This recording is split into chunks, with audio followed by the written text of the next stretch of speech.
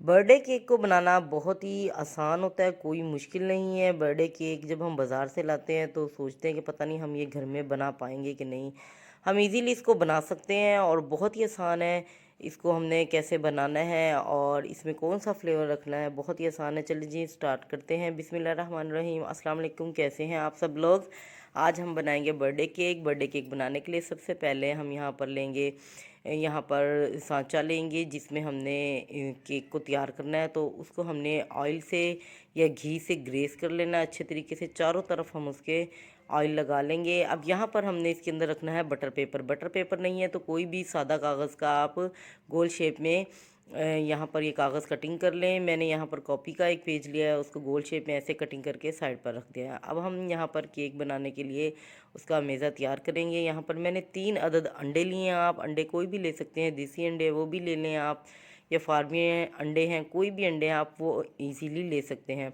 यहाँ पर 3 अंडे लिए मैंने। 3 अंडों में तकरीबन यहाँ पर मैंने आधे कप से ज़्यादा चीनी का इस्तेमाल किया है। मीठा जो बच्चे तेज़ खाना पसंद करते हैं तो उस हिसाब से आप मीठा इस्तेमाल करें, लेकिन हाफ़ कप जो चीनी है वो बहुत है इसमें।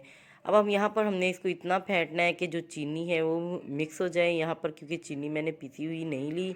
अगर आप पिसी हुई चीनी का इस्तेमाल करना चाहते हैं तो भी आप लोगों ने इतनी ही देर 4 से 5 मिनट तक इसको अच्छे से मिक्स करना है। अब यहाँ पर मेल्टेड घी लिया मैंने हाफ़ कप।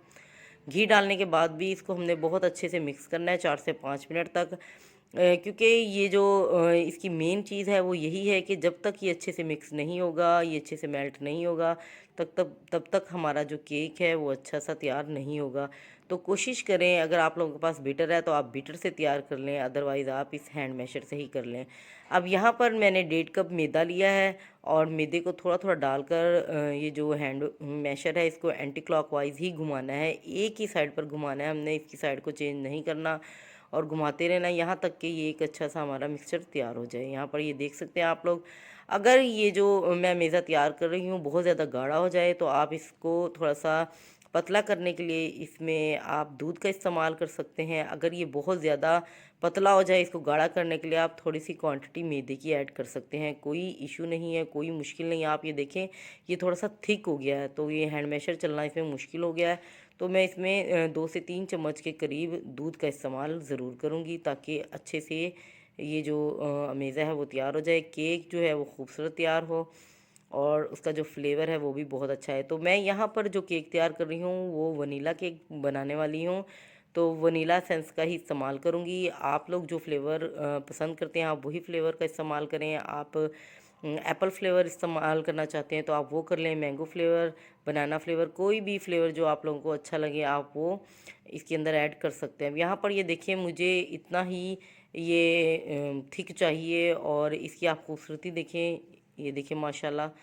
ये अब इतना मुझे ये चाहिए जितना आप लोग देख रहे हैं, इससे ज़्यादा पतला नहीं करेंगे हम और ना ही इसे ज़्यादा हमने थिक करना है। ये देखिए अब यहाँ पर वो पैन जिसमें हमने इसको तैयार किया था उसमें इसको हमने डाल लेना है। सब उससे पहले हम क्या करेंगे, इसमें मैंने 1 टीस्पून के बराबर इसमें बेकिंग पाउडर का इस्तेमाल करना है और 1 टीस्पून ही इसमें मैं वनीला एसेंस का इस्तेमाल करूँगी। ये दोनों चीज़ें हम जब ये मिक्सचर तैयार कर लेंगे लास्ट में ऐड करेंगे और इसको अच्छे से हमने 2 मिनट तक और इसको मिक्स कर लेना है। ये देखिए माशाल्लाह कितना खूबसूरती से ये मिक्स हो रहा है। तो ये इसको तैयार करने के लिए कम अज़ कम जो ये मैं अमेज़ा बना रही हूँ केक के लिए, तो इसको आप लोगों ने 15 मिनट तक ऐसे हाथों की मदद से बीट करना है। अगर हैंड मैशर है तो उसको 15 मिनट के लिए इसको हमने मिक्स करना है। अगर आप लोगों के पास बीटर है तो 5 मिनट तक हमने ज़रूर इसको बीट करना है। ये देखिए माशाल्लाह। अब यहाँ पर इसको मैं इसमें एक ये जो बाउल मैंने तैयार किया था इसमें ऐड कर लूँगी। देखिए आप इसकी थिकनेस आप चेक करें और इसकी लेयर देखें आप, कितनी खूबसूरती से इसकी जो लेयर बन रही है।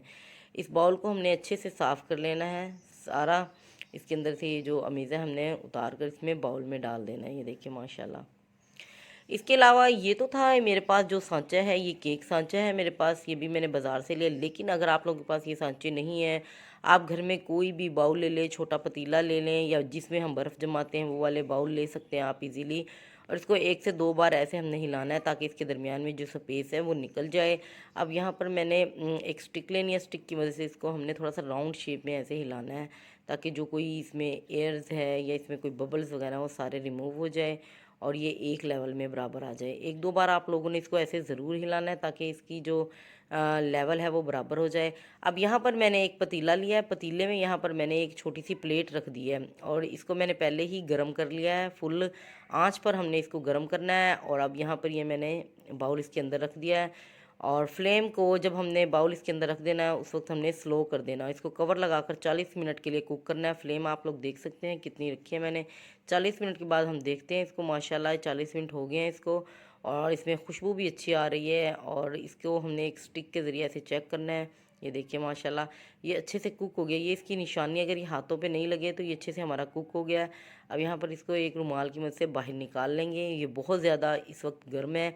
इसको हमने ऐसे पकड़ कर अच्छे से ऐसे हिलाना है ताकि ये जो केक है वो इसके जो पेंदे को अच्छे से छोड़ दे, साइड से चिपके नहीं। अब यहाँ पर एक प्लेट में हमने इसको ऐसे निकाल लेना, ऊपर से हल्का सा थपथपाना है इसको और फिर ऐसे निकालना है। ये देखिए माशाल्लाह कितना खूबसूरत ये हमारा कुक हुआ है। ये देखिए अब ये जो हमने आम कॉपी का जो पेज लगाया था इससे भी देखें ये भी बटर पेपर का ही काम करता है पेज। तो ये देखिए माशाल्लाह कितनी खूबसूरती के साथ ये उतर गया है। सेम एक ही काम करते हैं, कोई मुश्किल नहीं है। घर की तमाम चीज़ें जो घर में मौजूद है हमने उसी से केक तैयार करना है। ये देखिए अब इसको हमने ठंडा होने के लिए रख दिया है। अब यहाँ पर मैंने विपिंग क्रीम ली है। यहाँ पर ये अगर आप लोगों ने फ़्रेश लेनी है जो ऐसे ये मेल्ट नहीं की हुई है या इसको बीट नहीं किया हुआ है तो आप उसको तकरीबन 10 मिनट तक खुद से बीट करें और जब ऐसे थिक हो जाए तो उसको आपने ठंडा करने के लिए फ्रिज में रख देना। लेकिन यहाँ पर ये बीट की हुई मुझे बाज़ार से मिली है। अब यहाँ पर एक कोन है, इसमें मुख्तलिफ ये इसके देखें शेप हैं। आप जिस शेप में इसके ऊपर डिज़ाइनिंग करना चाहते हैं आपको उसी शेप में ये मिल जाएंगे। लेकिन आप क्या करें, अगर आप लोगों के पास ये कोन नहीं है आप ये शेप बाज़ार से ले लें और घर में एक आम शॉपर से इस शेप को उसके अंदर डालें और एक प्यारी सी कोन तैयार करें। अब यहाँ पर देख सकते हैं आप मैं किस तरह अब इसको एक चकले पर रखूँगी जो रोटी बनाने वाला है और उसके ऊपर इसको रख के इसके दो दरमियान से मैंने हिस्से कर लेने हैं। इसके दो पार्ट बना लूँगी मैं ऐसे दरमियान से। बड़े एहतियात से आप लोगों ने ये काम करना है और क्योंकि इस ये जो गोल शेप है इसके ऊपर ये इजीली ये जो चकला है जिस पे हम रोटियां बनाते हैं इसके ऊपर जब हम इसको लगाएंगे तो बड़े इजीली ये घूमता रहेगा। अब यहाँ पर इसको चिपकाने के लिए थोड़ा सा नीचे हम इसकी क्रीम लगाएंगे और बाकी इसके ऊपर हमने ऐसे कोटिंग कर देनी है। एक चीज़ और, हमने इसको पहले शीरे से कोट करना है। तो शीरा बनाने के लिए यहाँ पर पहले नीम गर्म पानी में 2 चम्मच चीनी लेंगे और उसका शीरा तैयार करके इसके ऊपर लगाएंगे। अब यहाँ पर ये जो बबल्स हैं इसको मैं रिमूव कर दूँगी इसके लेवल को बराबर करने के लिए। दूसरी चीज़ ये कि जो शीरा है यहाँ पर मैंने गुड़ का तैयार किया है। तो अब यहाँ पर हम हैप्पी बर्थडे केक अपने अब्बू जी के लिए तैयार कर रहे हैं। तो अब्बू की आज हैप्पी बर्थडे है तो उनको हमने सरप्राइज़ देना है, तो इसलिए उन्हें शुगर है तो मैं गुड़ में तैयार कर रही हूँ। गुड़ का शीरा यहाँ पर मैंने तैयार किया है। अगर आप लोगों के पास चीनी है तो आप चीनी का शीरा ज़रूर इस्तेमाल कीजिएगा। यहाँ पर ये देखें तो जो पहले मैंने पहले वाले जो हिस्सा था जो इसका पार्ट था उस पर मैंने कोटिंग नहीं की, मैं वो भूल गई थी, सॉरी। तो इसकी अब मैं दोनों साइड पर कोटिंग करूँगी ताकि ये मिस्टेक दोबारा से ना हो। इसका जो शीरा लगाने का ये फ़ायदा होता है, इससे जो क्रीम हम इसके ऊपर लगाते हैं ये अच्छे से इसके ऊपर चिपक जाती है। तो ये तमाम चीज़ें आप लोगों को बाज़ार से आसानी से मिल जाएंगी। जो व्हिपिंग क्रीम है ये बहुत आसानी से बाज़ार में मिल जाएगी और सस्ती है। तकरीबन एक केक पर यहाँ पर 200 के करीब जो क्रीम है वो मिलेगी बाज़ार से।